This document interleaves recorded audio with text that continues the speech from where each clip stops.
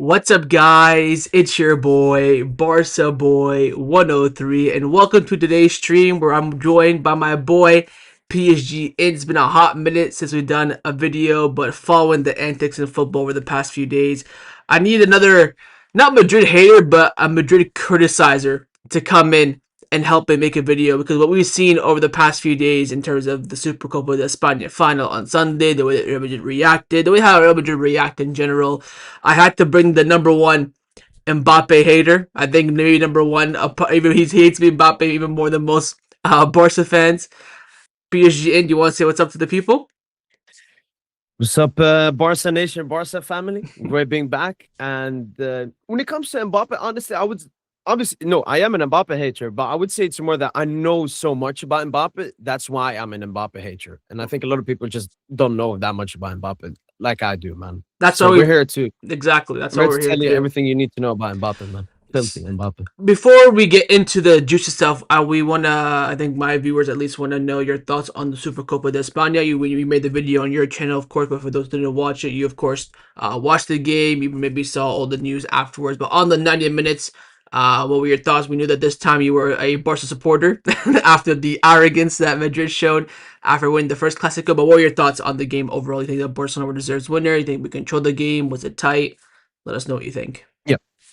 I think only one team wanted to play football in that game, which was FC Barcelona. I mean, if you remove the shirts from the Madrid players, you would have thought it was Barca versus Getafe or Espanyol. I mean, even Espanyol put way more danger onto Barca. Like Juan Garcia had to make so many saves in that game, whilst Madrid didn't do as much. But I want to give prop for Chabi Alonso because unlike Ancelotti, he knows that you can't go toe to toe with Barca if you are Real Madrid because you will get absolutely spanked as they got spanked last season. So I think Barca trying to play their football as they've always been playing, whilst Madrid, Chabi Alonso set it up in a way which would make it a little bit more difficult for Barca to create opportunities. I mean, they were sitting in a 4-4-2 block, sometimes even a 4-5-1, sometimes even a 5-4-1 to make it harder for Barca to score. And I mean, when we look at the goals that Barca scored, Lewandowski's goal and Rafinha's goal, both of them came when there was massive space in behind. So imagine if Madrid had played toe-to-toe, it would have been similar like the Supercopa de España last year when it was 5-1.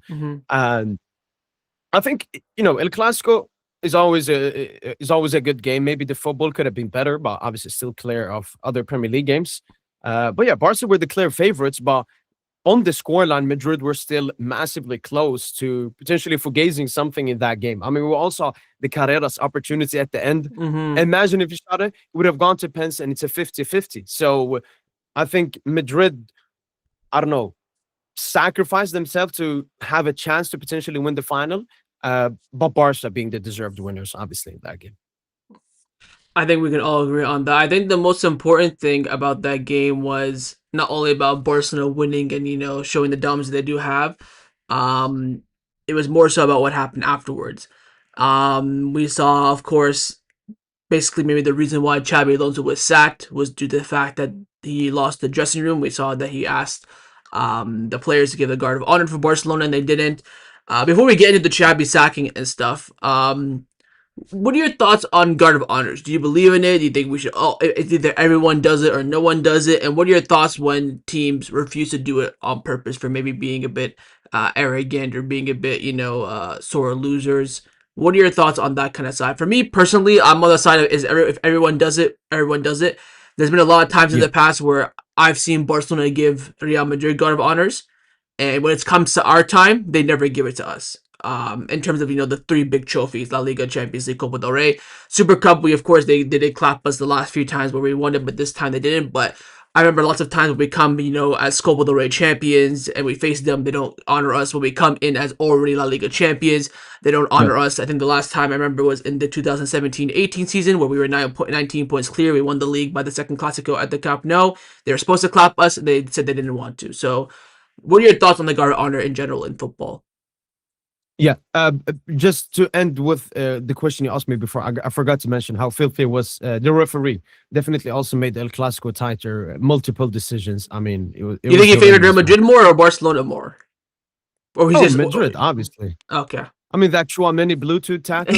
I saw some people, for example, not liking, when Madrid scored their second goal. But I was more calm because Vinny scored and Leva scored goals in the extra time. And, when you score a goal, players celebrate, players got to go back and so on. What I didn't like was the double standard. For example, the red card. I think Asensio should have gone on a red card for a clear, I don't know, an attempt to just hit Pedri in the leg. Didn't even give a yellow card for that.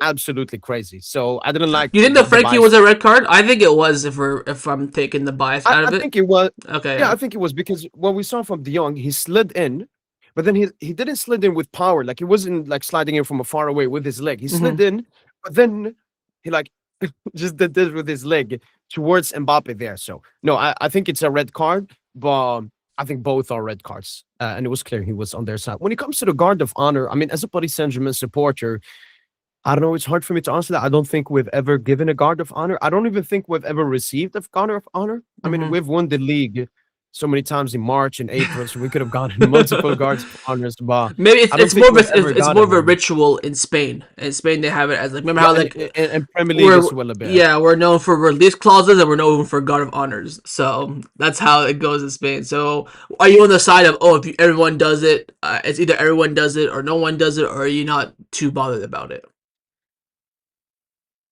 I'm not too bothered. I think clubs should obviously try to respect.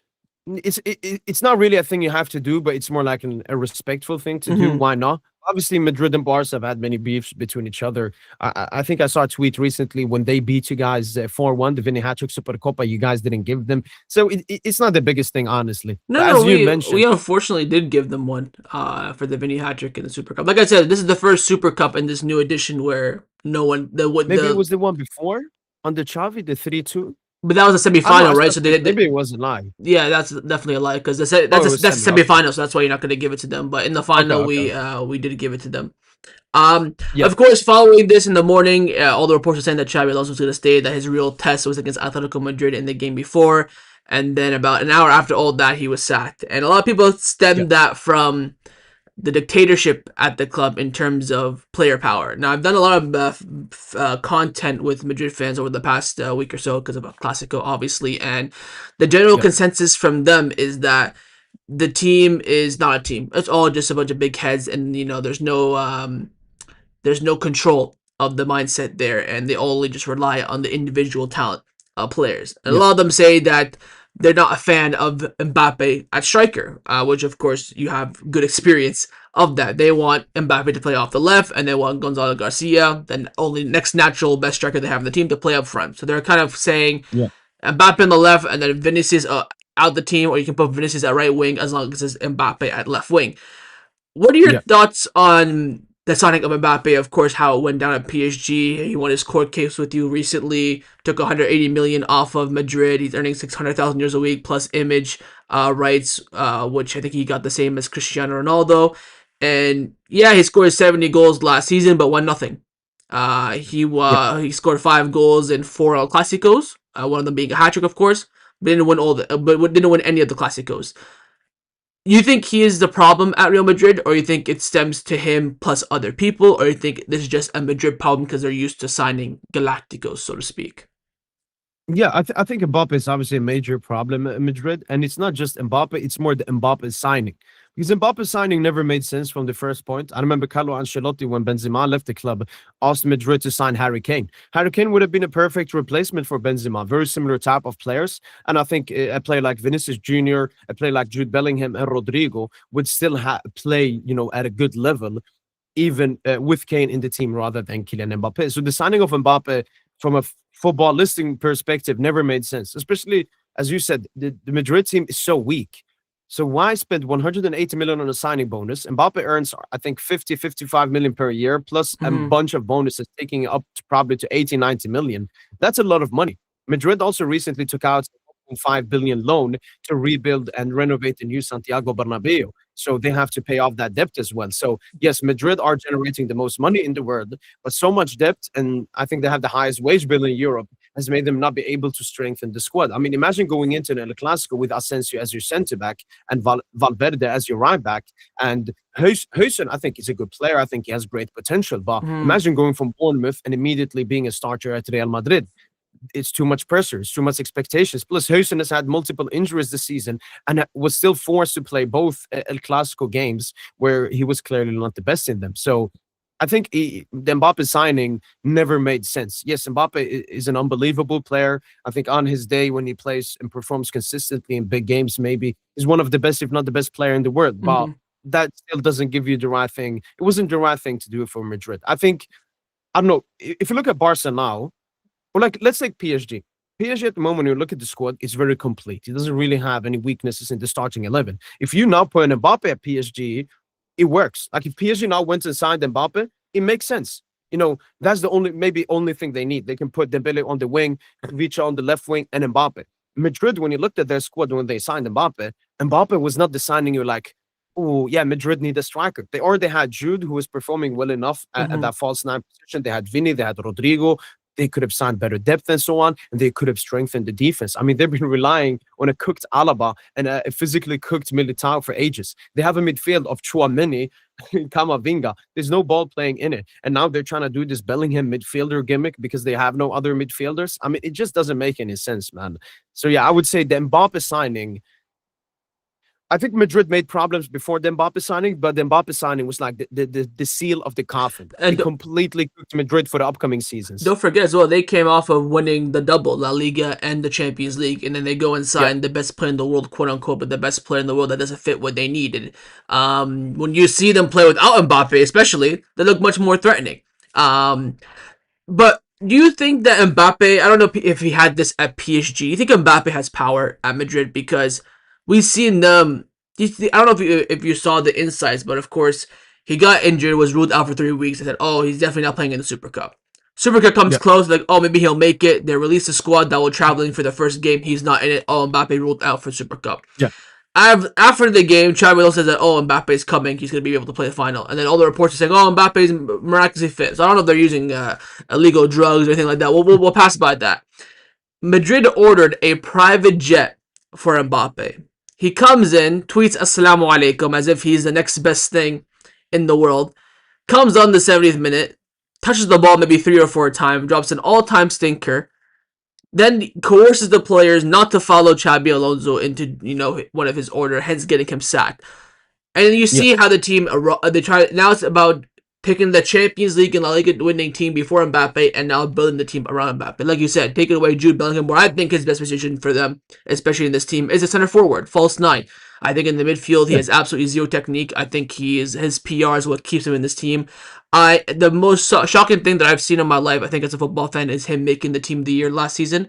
Oh, it I was don't know how the disgusting. hell he fugates himself into Disgusting. there. Like the fact not only were Madrid shit the whole year, but he was shit Yeah, alongside him. I don't know because he's a good looking guy, he's English. I don't know what he did to get to that team of the year, but we'll get to Bellingham afterwards. I want to focus mainly on Mbappe. Do you think that he runs Madrid? Do you think he has a lot of say in Madrid internally? You think that he has significant power in the dressing room where things have to go his way and things like that? He was one of the ones that actually led the celebration of the first El Clasico back in October. When they beat us yeah, narrowly yeah, yeah, 2-1. We didn't yeah, have João Garcia, we didn't have Lewandowski, Olmo, Rafinha. They beat us in a narrow victory. They celebrate as if they won the Champions League. They're going into the locker room saying 5 points clear, 5 points clear, and he's saying and rallying up the team like, "Good job, guys." Do you think yeah. he's a quote unquote, I would say, dictator at Real Madrid? Yeah, so I remember back in the day, Madrid fans, when Mbappe did all of his stuff and it got exposed how much power and authority he has at PSG. They always said PSG is a small club. Mbappe would never do this. But I mean, according to their logic, Madrid is then a small club, but it wasn't about small club. It was just Mbappe is that dude. Why do you think Macron and Emir of Qatar were twerking for him? Because Kylian Mbappe just is that guy, and it's not just Mbappe. It's mostly his mother Faisal Amari, who is extremely connected when it comes to the sport. When it comes to the Mbappe signing to Madrid, one thing Madrid fans don't understand is yes, he abused Paris Saint Germain. Everybody agrees upon that, but he also massively abused Madrid. Like in 5 years, he was just toying with Madrid for 5 years to get him. And obviously, when he signed, as you mentioned, 180 million signing bonus, 60 million. This is not a Madridista. This is not someone that dreams about playing for Madrid. This is someone that dreams about abusing Real Madrid at the same time as playing at Real Madrid. So when he signed at the club, he already got crazy guarantees, crazy power at the club, which has only grown by the upcoming years and so on.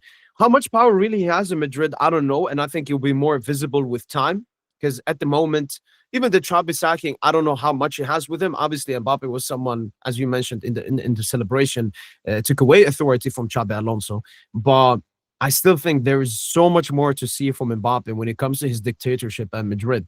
One thing I really dislike from Mbappe is how he's a major reason for Vinny's fall off. But then you see Mbappe tweet like, "Vinny, everyone, we're all with you." Vale Like, Vinny and all this, like, right.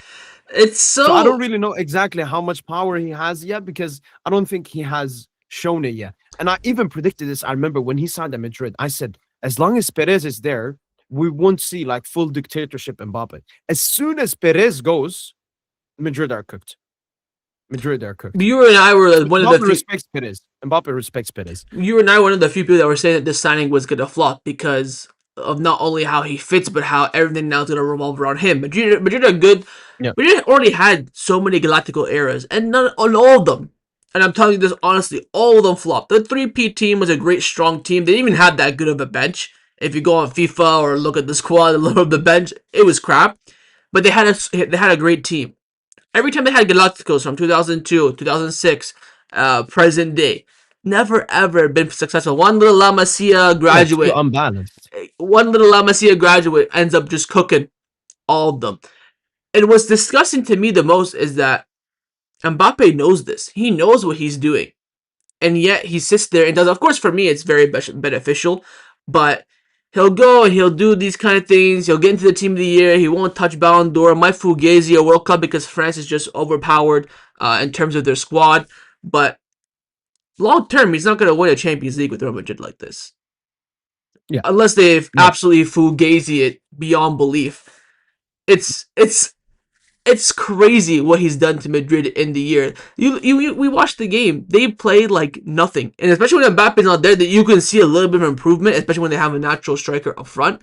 But the performances are like night and day between when Mbappe's in the team and when Mbappe's not in the team. And you know what the worst part is as well is their Well, midfield. They have another problem there, Jude Bellingham. He's I think on par in terms of PR when it comes to Mbappe. People talk about, oh, the reason why Madrid's midfield is so shit is because they never replaced Tony Cruz. Instead, they dropped Bellingham from his false nine into midfield. When they have a perfectly good player on the bench named Arda Güler, who maybe cannot play the position to the perfection of Tony Kroos, but can do a better job than Jude Bellingham. And yeah. we talked about this on Twitter when Jude Bellingham was out injured 3 months without shoulder surgery. That was the best time Madrid had this season. They were top of the Yep. table. They're keeping clean sheets. They weren't playing great. They were still winning games. Güler had the most big chances created in Europe's top Exactly. five leagues. I was doing Him and his relationship with Mbappe. I was doing classical previews. All the Madrid fans saying that Arda Güler gets in 100%. He's been our best player this season, and over the past 3 months, he's now holding bench, Yeah. all because of one man. What are your thoughts on that midfield? Do you think that Jude Bellingham has? Do you think Jude Bellingham was a good footballer? Do you think he had a one, lucky season? Do you think he can be good for Madrid in a different position, or do you think that he's just another problem to add to the Mbappe stuff, like the Mbappe kind of pile? I think Bellingham is obviously a good to a very good player, but I think the thing with Bellingham is he's a very limited player in terms of he doesn't have he's not like that was the biggest lie that he's a complete player that he can play as a 6, 8, 10 Madrid right fans, winger, bench Madrid fans player. are trying to realize this as well. I saw a lot of them after the game saying that Bellingham has no technique. He's a tap-in merchant. He's a passion player. Like he needs to get riled up. Yeah, And I think he has like 2 goals this season. One of them was a header tap in. One of them was a tap in against us. Like guy yeah. has no ability unless the team revolves around him. You put him up front. He has a good build. He can run in behind. Good Yeah, finisher. he's a great finisher, like Yeah, very great finisher. Like his movements in the box. I mean, if we compare it to Mbappe, who's supposedly an attacker, Bellingham, I mean, pisses on Mbappe when it comes to the positioning in the yeah. box. Mhm. And I saw some Madrid fans say, "Oh, he was playing like very deep, obviously in that 4-4-2 setup." But let's take Pedri or let's take Vitinha. Put them as a right back or as a left back. That's not their primary position. They won't be as good as in midfield, but they will still be good and impactful. Why? Because they are very great players. Bellingham is clearly not a very great player, and he's a very limited player. You have to put him in a position where his strengths align with how the team plays and everything. What are his strengths? Box crashing, goal scoring. He's a decent playmaker in the final third. So when you want to keep him as high as possible, and sometimes Bellingham likes to drop deep and then carry the ball. He's not someone that's going to be deep and carry the ball. He likes to drop deep and then carry the ball. Very similar to a false nine player or someone. He likes to be the fourth midfielder. If you remember how Xavi was using Gavi in the Barca setup back in the day, he used him more as a fourth midfielder Yeah. rather than in a three-man midfield. Yep. So I think Madrid have always lied about what Bellingham is instead of just being honest. Because if they were honest about Bellingham, we would have an entirely different conversation. We would be like, yeah, Bellingham shouldn't be playing in midfield. It's very unfortunate that Mbappe and Vinny are playing in attack and Bellingham is having to drop deep. We could have an actual intellectual conversation. But because they've been forcing this, oh, Bellingham is the best midfielder, he's an all-timer, he's better than Pedri, he's All better than rounder. Vitinha. We can't have a serious conversation with Madrid fans Hmm. regarding Bellingham and what he And is. then And what you mentioned about Güler, I think Chabi Alonso I think was he knew like, that. I yeah, think he was forced to I play want to play Bellingham. Güler, and then forced to play Bellingham, Exactly. which completely cooked up the team. Yes, Bellingham might give you a box crashing goal here and there. I remember the game after that Clasico, it was some filthiness. Bellingham got like a goal and assist from like two filthy set pieces. I mean, it was disgusting, but that's his qualities. That's his best quality. And on Chabi Alonso, I want to talk about his sacking. Do you think that he was sacked because of his footballing ability? Do you think he got sacked because he lost the dressing room? Do you think that he got sacked because players were upset about him? One of the things that one of the players that was quite notably upset with him was Valverde. He kept on playing Valverde at right back. Valverde didn't like it, but did it for the team. But made it known to Alonso they didn't want to play there. Now, of course, they're playing in the round 16 of the Copa del Rey, and Valverde's playing in the midfield. They brought a B team right back to come in so they can play Valverde in the midfield. So Arbeloa are already, making it Yeah. clear that he's kind of, trying to make the players feel better. Do you think that, Chabi Alonso was sacked because of other things around him or because of his own doing? I would say this is a big picture thing. So, for example, Real Madrid, their entire strategy has always been don't get rid of players, sack the manager. There's always been their strategy, and it's been very successful in terms of winning. I mean, they won like 5 Champions Leagues in the past 9 seasons or something. So it has worked out in them for that sense. The thing is, football has changed. That's something Paris Saint-Germain finally understood because we were doing the same gimmick as them. Took us close. We were UCL final and all of that. We had some good moments here and there, some bad moments. But then PSG and Nasser was like, you know what? We haven't tried out this project gimmick. Let's try out. Obviously, our most successful period came after that. And I think football has changed that you need to do long-term planning. Short-term planning doesn't work anymore in football. Depending on vibe, relying on vibe and inshallah doesn't work in football anymore. And that's quite clear to see. There are more games. Football is more competitive. There's more money in the sport. And I think Perez lives in 2005, 2015. He still thinks that you can just sack managers, rely on Mbappe, Vinny, and Jude, and you can win Champions Leagues and trophies and everything. It was quite clear that domestically they were winning stuff because Barca was weak for a period. And in Europe, they could fugazi stuff due to vibe and all of that. But all of that has run out. And one thing I actually read now, for example, Alonso has a 3-year contract in Madrid, and they sacked him. He wants to get money for that 3-year contract because in his contract terms, if he gets sacked in his first year, he only gets the money For the for the first first year. year. What that tells me is Perez from the get go never believed in Chabi Alonso. I also read reports that GAS, I think that's Junior Califat, or maybe not. No, it's maybe someone at Madrid. He was the one that advised Perez to get Chabi Alonso. So I think what's clear is that last summer there was basically no one available. That dude came to Perez and said, you know what? Let's give Chabi Alonso a try. If it goes really well, we'll keep him. If it goes okay, well, I mean, I just read Chabi Alonso has a 71% winning percentage as a Madrid manager, which is the highest out of all the recent managers. So he's still done a good job at Madrid, but he still sacked him, which means that I think Perez never believed in Chabi Alonso. He just basically abused him and uh, one of the and things, hope for the worse. one of the things for me, and I think you know this as well, is that Madrid are always unsuccessful when they appoint a tactical manager. They're a team that play Yeah, on individual players. The reason why Ancelotti and Zidane are so successful is because Zidane and Ancelotti don't have tactics. Beyond that, one of the reasons why Ancelotti was yeah, sacked. they're mostly man managers. Exactly. They rely on the performance of the players, their ability to think what to do in that moment and to make decisions in Yeah, game, especially in the final third.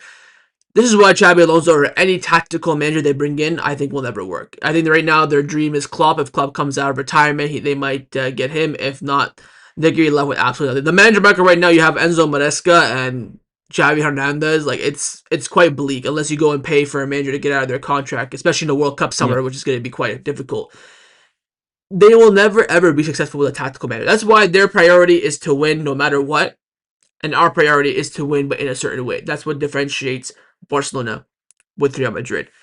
But yeah. going forward, do you think that with the sacking now of Chabi Alonso that Madrid kind of just gave up the rest of the season? Do you think they still have expectations to have some sort of success this season? Whether it be Barcelona slipping up, them playing the Giga Preston that Arbeloa was gonna play and they end up being successful. Do you think that that second's like, oh, let's just reset the entire season completely? Because again, Vinicius Jr. only has 1 year left on his contract, so they have to renew him or sell him. They have other players on the team as well that are getting their contracts run down significantly. Some of them unhappy with their Yeah. game time. So, you think that was a good move by Madrid, or you think that it's more about power in Madrid and more about images than what happens on the pitch?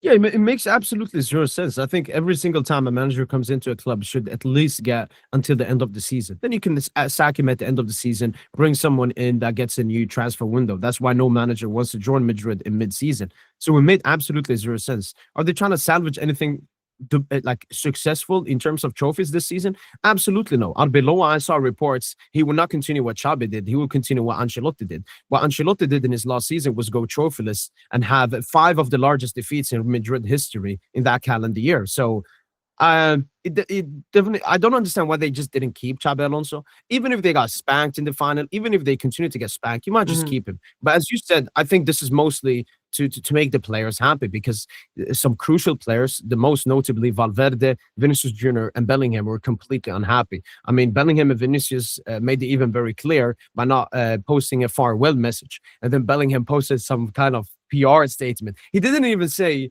in that message, like, "Oh, I No, no. wish the best for Chabi." He just said, "Oh, it's fake news." No, he Sound did. like He Trump, he man. did wish him a farewell on his Instagram story, and then did that like 10 minutes later. So he said like, "Oh, Okay, okay. thank you, Alonso." Blah blah. Then he goes. He says, "Oh, all this stuff is bullshit." Yeah, very But fake. like, people say that why would someone risk their whole job to feed their family and kids and reputation to make up a lie?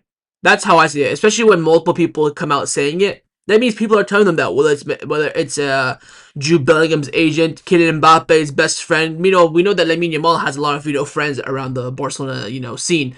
They're gonna be there. They're gonna be seeing things. They're gonna talk to people, and then people talk to people. So I don't think people really, unless it's unless it's only one person, especially when it's like the main sources like Mario, I forget his last name from Marca, Carta Ortegana. Cortegana, Edu Aguero from El Chiquito. All these guys are, top elite journalists who are getting told by top people in Madrid what's going on. And the Yeah, Valverde one, if the Valverde one is as evident as it is right now, he's playing in the midfield, now playing right back where he wants to play. The rest plays out. exactly. The rest plays out the same. Especially with Mbappe, when he's scoring, 60% of the team goals, and Vinicius Jr. has 1 goal in his last 21 games, and Bellingham only has 2 goals this season after scoring 30 goals in his first season. Yeah, It's quite evident that they didn't like Chabi Alonso. Now all the stuff's coming out like, oh, November they got into a fight and this and that, and all these yeah, things come out at once. This is why this institution, I feel like, can never reach peak football in the sense of having the players happy, the manager, the club, and the board and the fans happy. Because when they win Champions Leagues in their style of play, which is getting lucky referee decisions and playing on individual brilliance, you don't remember that. You can ask Madrid fans, oh, who scored the goals in the Champions League final? How did the game go? Most of them won't remember. Like, oh, we won. I don't care. Maybe they'll remember the 1-0 where Vinicius scored the 1 goal. But I can describe to you every play, every movement, who gave the assist, the movement for all of Barcelona's Champions League goals and assists, because you remember it because it's engraved in your head. You could probably do the same thing with PSG, especially in the 5-0 win, which was the biggest, one of the biggest wins in Champions League final yeah, history. yeah, yeah. So in terms of what's next for Madrid and Barcelona as well, do you see Barcelona maybe dominating for the next few years, especially if Flick ends up staying? Do you think that Madrid, if they don't, for example, maybe get Klopp, who's probably the best manager available per se that you could realistically get? Do you think if they don't get him, it's going to be, turmoil? Do you think Mbappe and all this, PR that him and Jude have will dictate and continue with Madrid, and that they cannot, build the proper team because you have to kind of shoehorn everyone in? Do you Yeah. think Vinny will leave? How do you see the future of Real Madrid going forward? At the moment, it is very question mark. But if we look at what Perez has been doing in the past 3 seasons, is going to be continuing making Madrid as marketable as possible, making it all about the stars, making sure Bellingham comes into the best 11 and Mbappe wins the Pichichi. But when it comes to actually winning trophies, I don't see the directions they need to take. Like when they signed Chabi in the summer, I was like, this is the correct decision.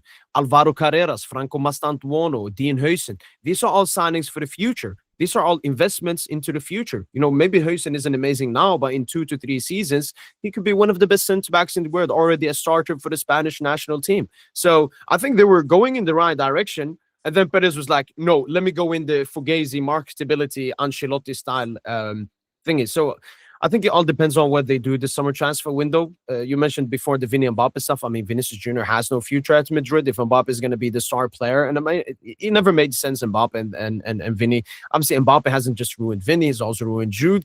I think Jude Bellingham should go back to the Premier League because when you look at his footballing ability and I mean, he suits the Premier League. That's all the Premier League is about. What Yeah, you mentioned before, crosses and yeah. people talk about football and key moments in games, maybe just a dribble or something. They don't do that in the Premier League. It's all about the GA. It's all about when I heard Declan Rice, it's not about his amazing Bro, passing and he got ability. It's about the GA he gets. how did he get into the team of the year? Like it's Oh, the FIFA one. yeah, like it's Yeah, stuff like no. I know it's voted by And fans mainly, you know but the weirdest thing? Rafinha and Yamal didn't make both it. were in the voting as midfielders, not attackers. So Rice got more votes than and Yamal. I mean, it's absolutely laughable. I I think think Madrid the actually should go to the Premier League because Madrid now is operating like an American club as well. Premier League and English fans, I think, are the dumbest. Next up, probably comes Real Madrid. But I think one of the questions I want to ask that I did forget is based on your experience as you saw Madrid, saw sorry Mbappe grow into the star that he is now. First of all, I want to know what do you think his best position is on the pitch, and let's focus more so on for Madrid than more so in general. And secondly, do you think he has an arrogance problem? And I'll tell you why I think he does after you answer. All right. So the first question, what's his preferred position? I think His one funny best thing with position, yeah. Mbappe, yeah, I think one funny thing with Mbappe is he has different evolutions in his career. I mean, when you look at Lionel Messi, for example, throughout his career, he was basically a raw winger or a false nine throughout his entire career, but similarly to Current Dembele at PSG. I mean, when it comes to football players, majority of football players throughout history, they have a position they basically play their entire career. When it comes to Mbappe, came through the ranks as a raw winger, then started playing more as a left winger, and then became more of a center player during his older age, which we are at the moment. I think the best example of what Mbappe is looking back at the World Cup final, where Ousmane Dembele, Giroud were hooked at halftime to bring in Thuram and Colomwani. What did Thuram and Colomwani's job? It was doing all the dirty work for Kylian Mbappe, so that Mbappe could, keep his energy and do everything with the ball that he wanted to do. So I think Mbappe's position is he basically wants to operate between the left wing and the striker. Sometimes you would see Mbappe on the wing. Sometimes you would see Mbappe in the striker position. And I think it's more about the players you surround him with. Mhm. Vinicius Jr. is strictly a left winger. He's a touchline winger. Why do you have him? I think Madrid, they need someone maybe like an Osimhen. Someone that will make constant runs the entire game. Someone that has a lot of physique and great stamina. And someone that can, he's not the best on the ball. Like he doesn't want the ball that much at his feet. He's someone that will do the dirty work for Mbappe. If Mbappe is a striker, Osimhen can drop to the left wing. If Mbappe goes to the left wing, Osimhen can go to the striker position. So I think Mbappe, his position is so weird. Like I remember Tozen on the pod used to call him a tactical headache. That's what Mbappe is. If you're a manager, it's hard. Bellingham, once again, extremely similar. It's very hard to give him a position. We call him a second striker, but even that, he's not really a second striker either. And the second one, arrogant. I mean, Kylian Mbappe is easily the most arrogant football player of all time, and probably one of the most arrogant celebrities I've seen in the history. And for me, the biggest thing with arrogance, it's lack of self-awareness. When you're not self-aware, it means you're arrogant. It means you live in your own bubble, similarly to Premier League fans who lack self-awareness. Mbappe, the best one I would give is at PSG. He was at PSG for a very long time, and Mbappe believed in the same media bubble. Every single time PSG lost a big Champions League game, oh, Albacete scored. 1-0 Vicente from a corner kick. Madrid are losing in the round of 16 of the Copa. Oh, it gets better and better. It gets better and better. Um, But It was yeah, just self-awareness because if you remember, every single time PSG got knocked out of the UCL, and I'm not blaming every single knockout on Mbappe, but yeah. Mbappe being the face of the team, the striker, he never got any criticism. It was always like, oh, Mbappe is such a victim. He needs to leave PSG because PSG are holding him back. He was holding us back. So I think Mbappe, he can never look at himself in the mirror and be like, I need to do that better. He never criticizes himself. He is perfect, but everybody else needs to compensate for Mbappe. So what's your best explanation on I why think Mbappe's arrogant? I think you mentioned it perfectly that he's in his own bubble. The moment that I realized that Mbappe is the most arrogant footballer that I've seen with my own, I didn't think I would see anyone past Cristiano Ronaldo. I think Cristiano Ronaldo is arrogant, but he's arrogant because he backs himself. So I respect it a little bit.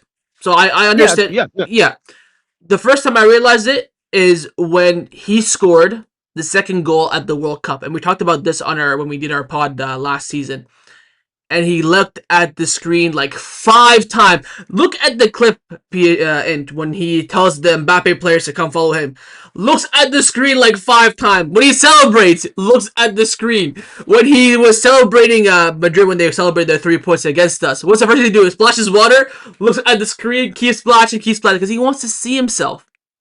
He is yeah. that full of It's himself that it's not he about France winning the World Cup. It's no, about it's Mbappe about scoring himself. an amazing goal. It's It's about all himself. about It's Mbappe. always about him. I've never seen a footballer celebrate and look at the screen in my life. As soon as I saw that, this guy's just arrogant, man. The arrogance is astounding. And he will not grow. He will always be a player that, is good on the ball, can score a goal, but will never ever Yeah, elevate his career because he has to accept the fact that this is a team sport. If you want to play by yourself, go play golf, go play tennis, go play bowling, go do something else. This is not it. That's for him to grow. I hope he yeah, continues the same way he is, and I can continue laughing like we are now with Madrid being 1-0 down in the cup. And this stuff like this will continue. And people talk about, I've seen some people in the chat talk about Madrid, how they have a poor defense. That's why they leak goals, and that's why they lose games. They spent 100 million on the defense last summer under Chabi Alonso. Whereas Barcelona, for yeah. example, have not spent any money on our weak defense.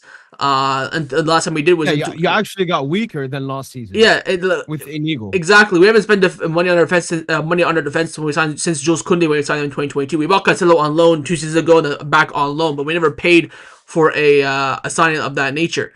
Maybe Inigo on a free transfer, but they make investment. They have money, but now I think slowly but surely they're starting to lose out the money because they're investing more in the stadium. Mbappe's earning like 50% of the club's income with his wages and his bonuses and his signing on fee. Yeah, Bellingham is making crazy money. Vinny Bellingham's gonna be wants making. even And crazy. wait, Vinny wants Mbappe money. exactly. You know what's worse is that because that sets the precedent. With Barcelona, everyone kind of was in their own group, and Messi was on top.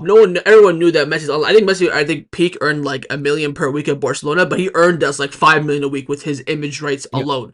Because at Madrid, they want to own your image rights, but at Barcelona, Messi shared it 50-50 with the club in that regard, so no one would ever touch that. People were looking at Mbappe saying that, oh, I can get on his level. I've been on his level. I was, second place Ballon yeah, d'Or. I think Mbappe's never gotten higher than third in the Ballon d'Or. I don't think he's gotten second or anything like that. So Vinicius has that argument against him.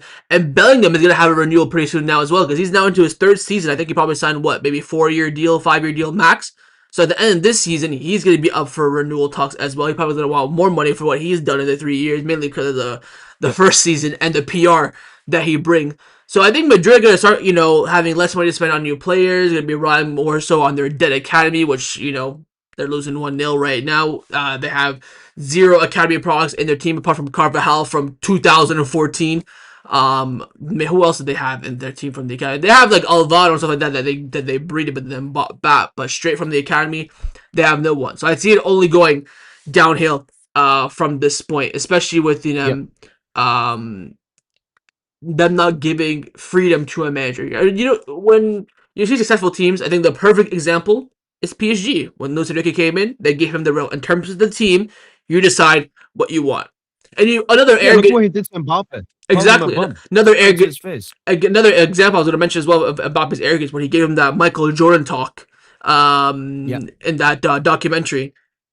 Enrique there is putting passion. He's giving him desire. He's giving him the example. He's just there like, well, okay. Then goes and just drops his thinker. Yeah, he scores a penalty against us at the Montjuic, but who hasn't scored a penalty against us so bad. at the He was Montjuic? so bad, man. I, it's so frustrating because you can see the solution, but as a Barca fan, as a PSG fan, we're over the moon because we know that the problem will never ever be solved.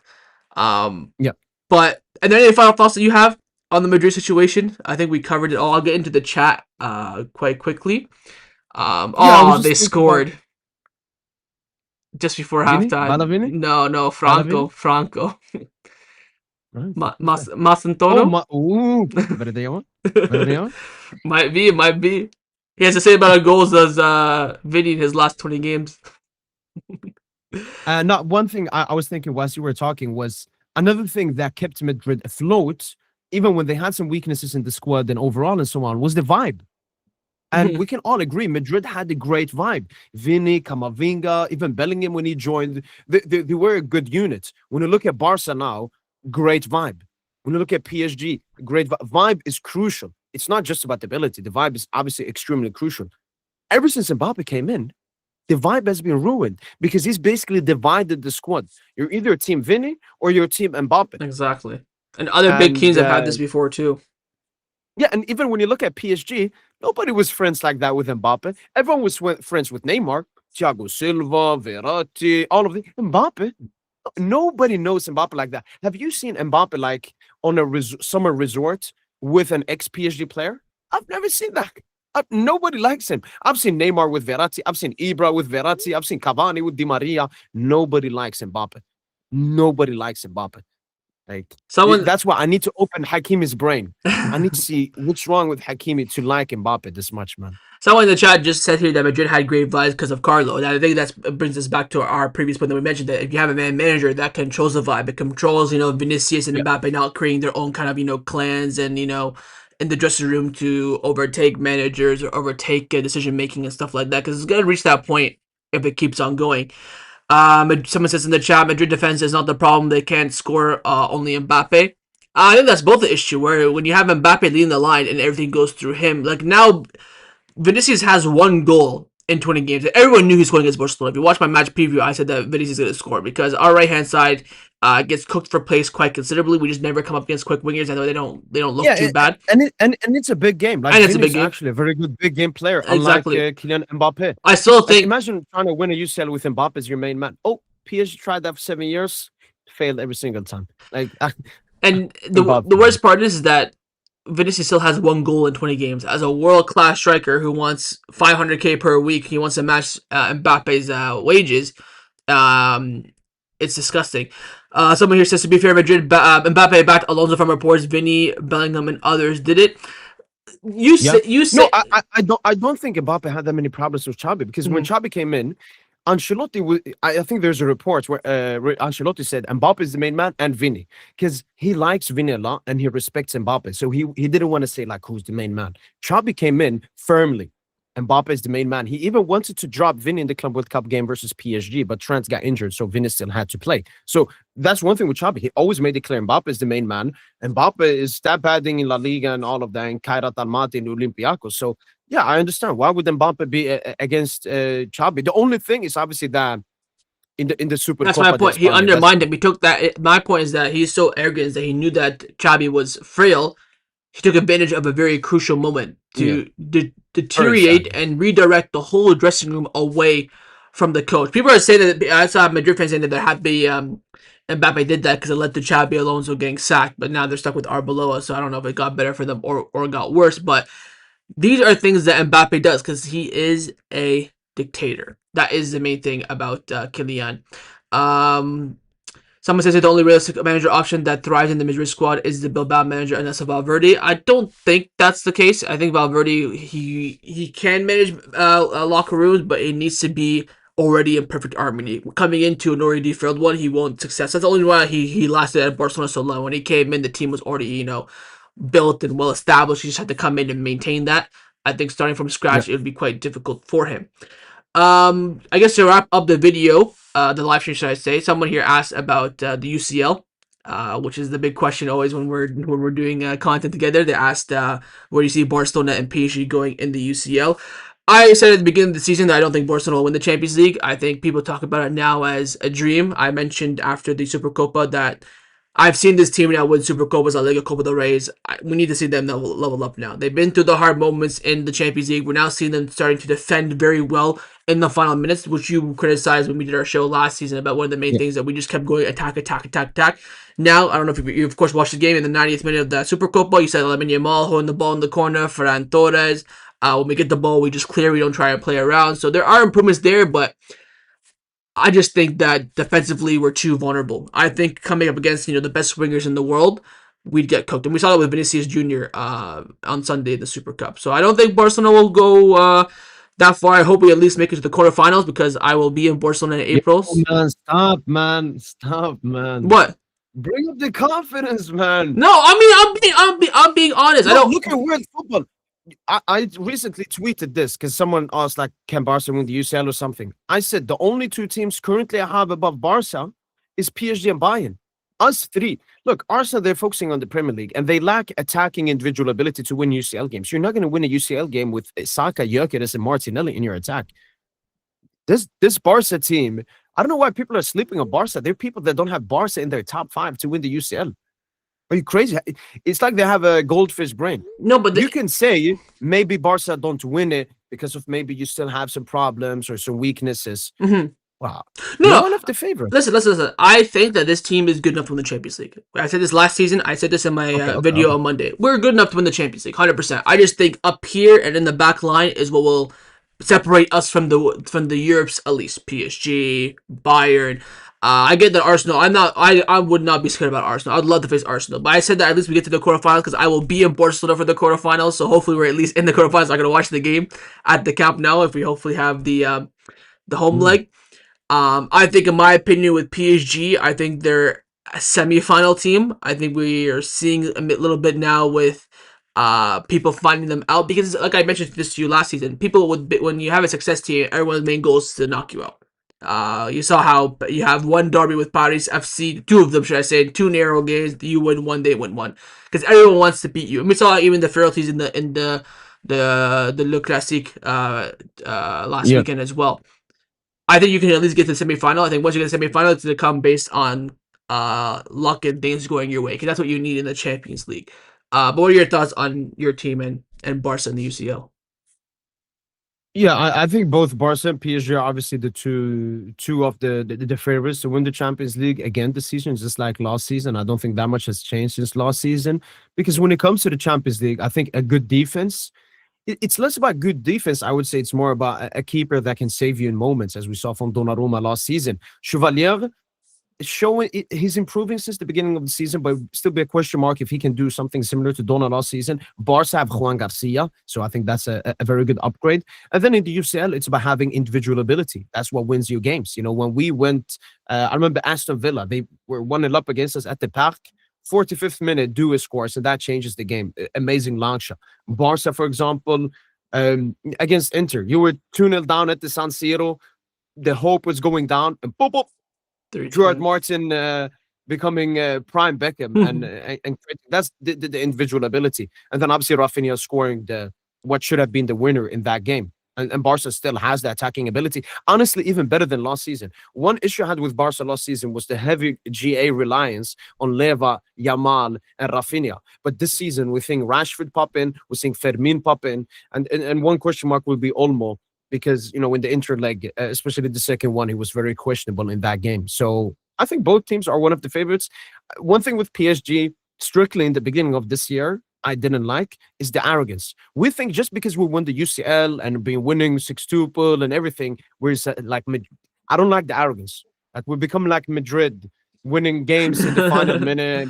I don't like that. We Hmm. need to start becoming hungry because the hungriest team always wins the UCL. Last season, I mean, we were starving. We were I think Somali kids on personally the we're side. We starving right didn't have now. any food, man. I think right now You we're guys are this. starving, and that's a Yeah. very good thing. We need to be starving. And the reason reports are saying the Paris FC loss in the Coupe de France maybe was a little bit of a reality check to the arrogant player. Like, yo, guys, you gotta perform. You can't just rely that, oh, you're PSG, you will win every single game. Hmm. Uh, so I think that the arrogance needs to go down, and we need to become more hungry. Barca, as you mentioned, a very hungry team. So I think them two, Bayern, Bayern look really strong this season. Um, I think that's the top three, to be is for me honest. one of them three. Yeah, Yeah. one of them is going to win the UCL. I don't see a Premier League. I think out of any Premier League team, I think potentially Liverpool No, I don't think Liverpool have because been they that have that good. individual ability I and they have the guess. experience and they're massively hungry because they're not going to win a Premier League. They can squeak in a top four, so they will go all Uh, in They got for the they Champions League. they got Mo Salah, who I think is almost as close to Mbappe when it comes to arrogance. So they got their own situation there. Um, Very quickly, I wanted to get your. I just came to my head. 'Cause I actually want to know what your thoughts is on the boost. You're starting to see the boost that I was seeing. He wants to double his wages and stuff like that, and the rejecting contracts mid-season, making it about him a little bit. Now you're starting to learn about Musa Sissoko too. You'll know about his way of negotiating. I know he's been out injured a lot this season, which again I saw as well at Barcelona. But Yeah, you think you will regain like the Ballon d'Or level boost this season, or you think there's maybe too much yeah. noise and injuries and stuff like that? Yeah, just a little bit similar, like to him and Rafinha, both late bloomers. People calling Rafinha a purple patch season, and Rafinha showing it wasn't a purple patch season. I think Mm-hmm. the exact same thing with Osman Dembele. We might even see crazier stuff from Osman Dembele, and even in the very limited minutes, I think he has like 1.3 GA per 90. Scored a crucial goal versus Marseille in the Le Classique, so still showing he's a big game player. Mm-hmm. He's actually contributed to more GA in finals for PSG, including 2 assists in the UCL final than Kylian Mbappe, who was here for 7 seasons. So Hold that. uh, no, I think it would be very great. But obviously, when it comes to the contract, I understand Dembele. He just had an absolutely insane season. Paris Saint-Germain have a lot of money, and he's also 28. So this will be his final big contract that he can get. You mentioned Moussa Sissoko. He knows exactly how to negotiate and get as much money as possible, and it will be a game between PSG and them. And as you mentioned before with Madrid, because honestly, PSG, we can give them both 60. We can give 70. We can give 100. We don't care. Mm-hmm. The issue is, as you mentioned before, we want to keep them all together. Dembele is not Messi. People are not going to be like, oh, Dembele can have much more than us. If we give Dembele a crazy amount, then Khvicha will ask for it, then Desiree Dua will ask for it, then Vitinha will ask for it, then Nuno, Hakimi, all the next extensions. So for me, the best thing is PSG give Dembele a wage that he deserves. He had an absolutely sensational historical season at PSG.